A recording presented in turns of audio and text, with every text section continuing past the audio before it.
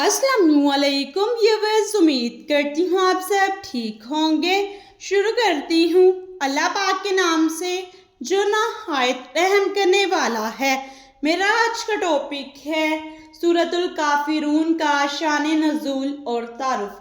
कफ़ारे मक्का जब नबी पाक सल्लल्लाहु अलैहि वसल्लम को ज़ुबानी और जिस्मानी तशद्दुद के बावजूद तौहीद की दावत से ना रोक सके तो उन्होंने सौदेबाजी की पेशकश की। उन्होंने कहा कि एक साल हम आप सल्लल्लाहु अलैहि वसल्लम के अल्लाह पाक की इबादत करते हैं और एक साल आप सल्लल्लाहु अलैहि वसल्लम हमारे बुतों की इबादत करें।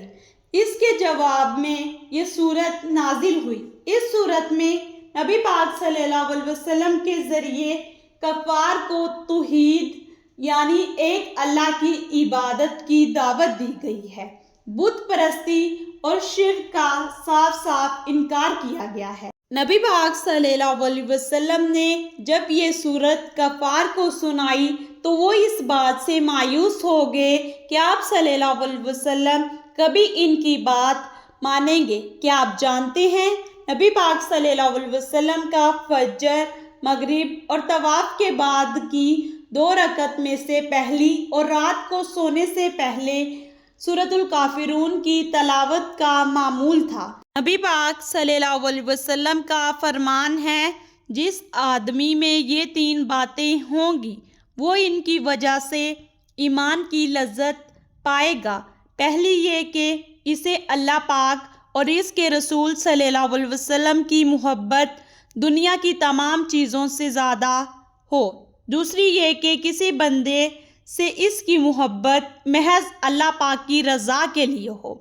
तीसरी ये कि जब इसे अल्लाह पाक ने कुफर से निकाल कर ईमान से नवाजा है तो अब वो इस्लाम से फिर जाने को इतना ही बुरा जाने जितना आग में डाले जाने को। सूरतुल काफिरून में है, ऐ नबी सल्लल्लाहु अलैहि वसल्लम आप फरमा दीजिए कि ऐ काफिरों, मैं इबादत नहीं करता जिन बुतों की तुम इबादत करते हो और ना तुम इबादत करने वाले हो जिस अल्लाह की मैं इबादत करता हूँ।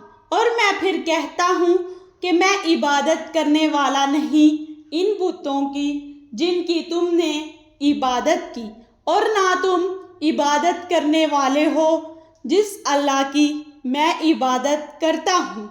तुम्हारे लिए तुम्हारा दीन है और मेरे लिए मेरा दीन है। इससे हमें पता चलता है कि हमें दीन की दावत बिल्कुल वाज़िया तौर पर पेश करनी चाहिए। अल्लाह पाक की इबादत से इनकार करना कुफर है। अल्लाह पाक की इबादत में किसी को भी शरीक नहीं किया जा सकता। दीन के मामले में हक और बातिल की दोस्ती मुमकिन नहीं है।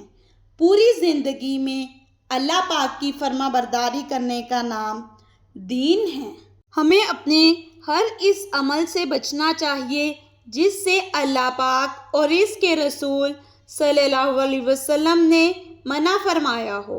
साथ साथ हमें कोशिश करनी चाहिए कि दीन की तलीमात और अहकामात में बातिल और नाहक बातों को बिल्कुल शामिल ना होने दिया जाए। अल्लाह पाक हम सबको दीन के रास्ते पर चलाए और अपने प्यारे नबी हज़रत मोहम्मद सल्लल्लाहु अलैहि वसल्लम के अहकामात पर चलने की तौफीक दे।